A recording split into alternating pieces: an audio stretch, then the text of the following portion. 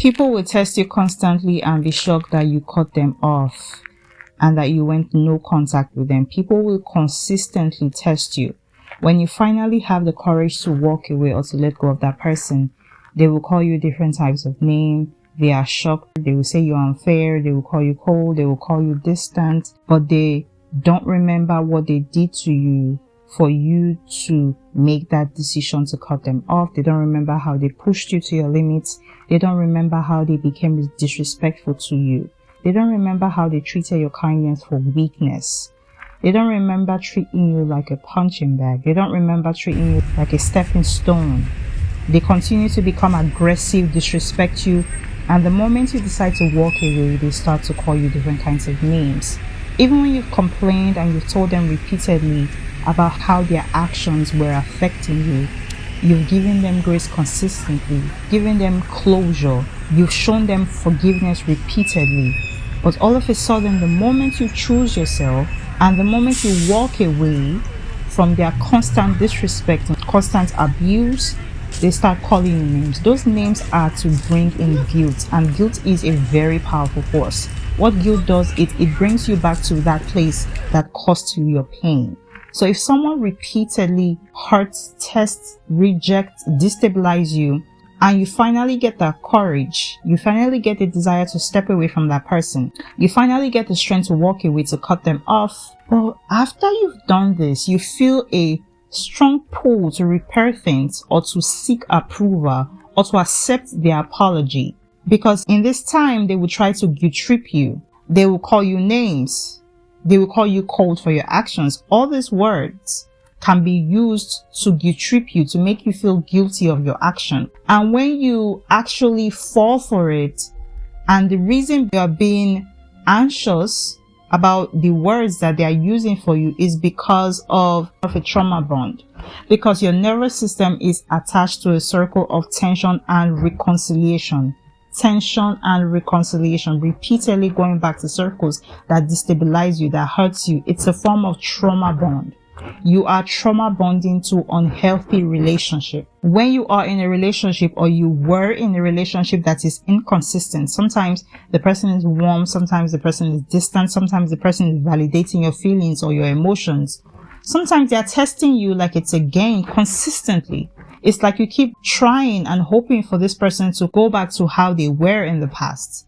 There are people in relationships that are waiting for the old version of that partner, okay? And that version is never coming back, but they don't have the capacity to step away. You think that if you keep hoping, if you keep waiting, if you keep doing things for that person, it means they will change. But sometimes they don't.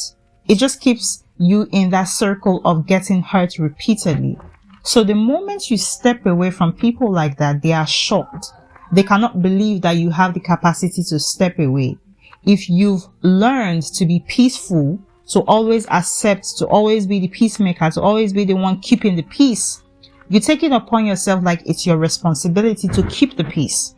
When it's time for you to walk away, it will feel like you're doing something wrong, because that's not what you're used to. Even if that's the best and that's the healthiest choice for you, you will have that feeling that something is wrong, that you are doing something wrong to that person. Also, the guilt that comes with creating boundaries.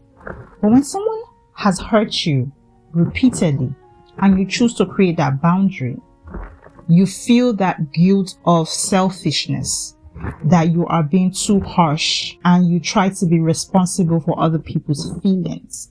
So even when you are trying to protect yourself from that person who is hurting you, you carry that sense of guilt. It's part of you knows that that person is harming you. It's harming your mental health. But another part of you remembers the good moments, or remembers how best or how good the relationship could be. And this would make you want to fix things with that person, would make you want to go back to the good place with that person, to reconcile with that person.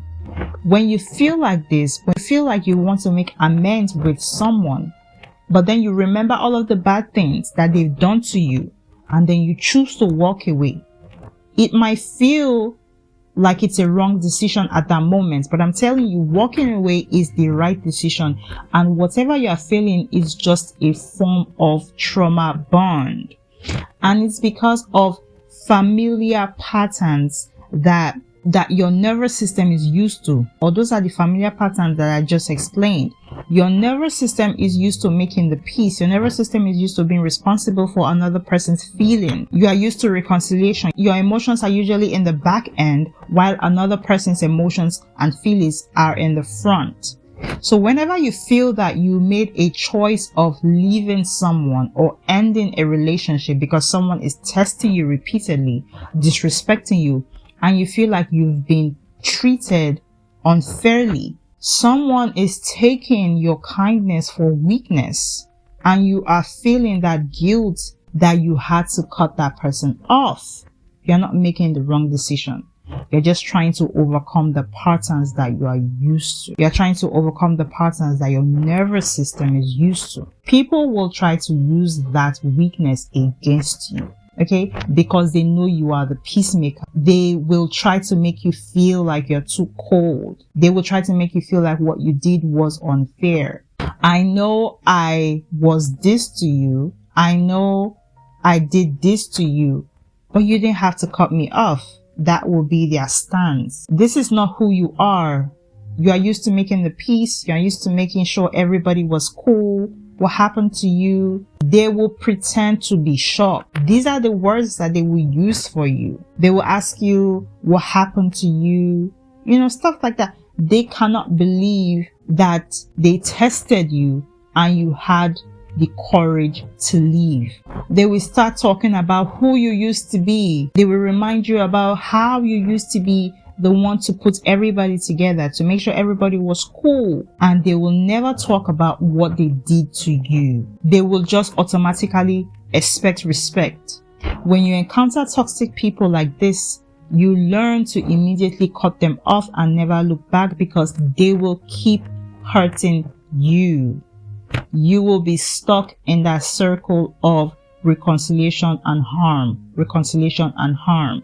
They will test you continuously. They have no limits. They are usually the victim in the chaos that they created. When you make the decision of cutting that person off who is causing you that emotional turmoil, make sure you stand on it and make sure you don't look back. Make sure everything you do, you let them know that you will no longer take that disrespect. You will no longer take the tests that they give to you. You will no longer take that inconsistency in your relationship, and you will cut them off when they become too exhausting to live with. People that behave like this do not care about what you go through. When you even explain to them that this is what they do, they try to gaslight you. It doesn't mean anything. These people are never accountable for their action. These people will never see your side of the story. It's always revolving around them, around their feelings, around their emotions, at the detriment of your emotional state, of your mental state. You are always meant to take the brunt of the insult of their bad habits, of their bad characters. They expect you to be the bigger person in every situation. They want you to be the one willing to forgive. They expect you to be the one who always turns the other cheek, the one that is accepting. They expect you to take accountability for their actions. You've suffered for things that they've done. Your mental health has suffered. You've lost focus. Your physical health has suffered. In the process of trying to reconcile with them or trying to make peace with them, you lost yourself. You forgot who you were because you were preoccupied by their entire emotional existence than your own emotional stability. And this will destroy your productivity. When someone is like a thorn under your flesh, it will gradually chip at every aspect of your life, especially at your self-confidence. Human beings have a strong influence on other people, whether it's positive or it's negative. That's why when you recognize that negative influence, it's not in every condition that you allow reconciliation. If not, it will be in a detriment of your life, a detriment of your emotional and mental state. When you notice people test your limits consistently just because you are friends with them or you are in a relationship with them, you are in a business with them, and they see that you are very committed, you are stuck until the end, this person might be using that as an opportunity to keep testing you, to keep pushing you, and they don't think that you have the capacity to walk away. It will look like they have something over your head because of the relationships that you are in with them. Choose yourself and cut those people off. Any guilt you feel afterwards is as a result of the patterns that has been established in your mind as far as who you are. Any guilt that you feel afterwards is because you are a good person. It's not because you need to go back to that relationship. You have to know the difference. Every guilt you feel after you cut that negative energy off is because of the goodness that you carry. It's because you have the spirit of forgiveness. You have the spirit of reconciliation. That doesn't mean you should go back to that relationship. It means you have to heal and move on, because if you go back, the circle continues.